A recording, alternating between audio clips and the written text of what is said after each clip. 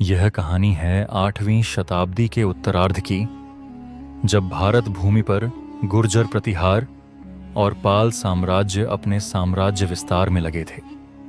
इन दो महाशक्तियों के बीच स्थित था एक रहस्यमयी वन, जिसे मुक्तारण्य कहा जाता था।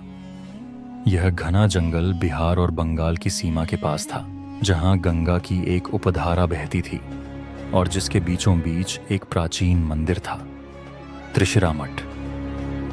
यह मंदिर किसी देवता को नहीं, बल्कि 3 मुखों वाले एक अनजाने देव को समर्पित था, जिनका नाम समय की धूल में कहीं खो चुका था। मंदिर पर अब समय का कहर था।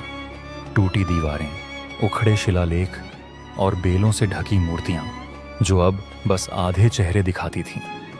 लेकिन लोगों का मानना था कि इस मंदिर की रक्षा करती है एक यक्षिणी, जिसका नाम था विभामिनी। विभामिनी के बारे में कहा जाता था कि वह किसी समय एक ब्राह्मण परिवार की कन्या थी, जिसने अत्यंत तपस्या के बाद दिव्य शक्तियां प्राप्त की थीं।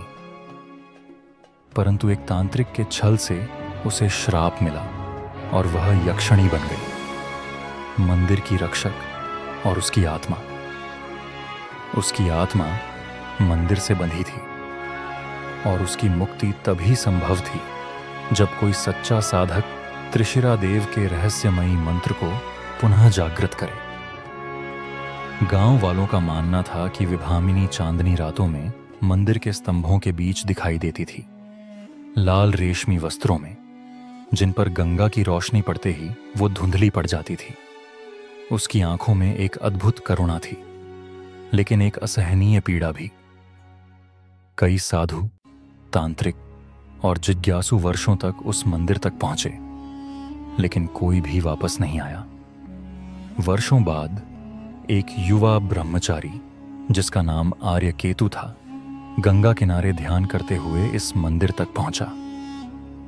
उसे बचपन से ही रहस्यमयी स्वप्न आते थे, जिनमें विभामिनी उसे किसी मंत्र की ओर इशारा करती थी।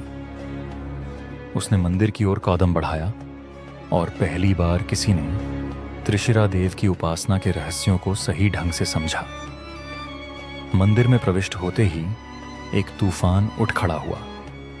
आर्यकेतु ने मंत्रोच्चार प्रारंभ किया। मंदिर की दीवारें कंपन करने लगीं। कहा जाता है कि जैसे ही उसने अंतिम मंत्र बोला, मंदिर के शिखर से एक तेज प्रकाश निकला और एक स्त्री आकृति हवा में उठकर गंगा की लहरों में विलीन हो गई। गांव वालों ने केवल आर्यकेतु का दंड और एक रुद्राक्ष माला मंदिर के बाहर पड़ी पाई। विभामिनी की आत्मा मुक्त हो गई थी, लेकिन आर्यकेतु भी फिर कभी नहीं दिखा। कई लोग आज भी मुक्तारण्य के मंदिर के पास गंगा की लहरों में एक स्त्री की मुस्कान को प्रतिबिंबित होते हुए देखते हैं। ऐसा लगता है मानो वह अब भी किसी और आत्मा को मुक्ति देने की प्रतीक्षा में है।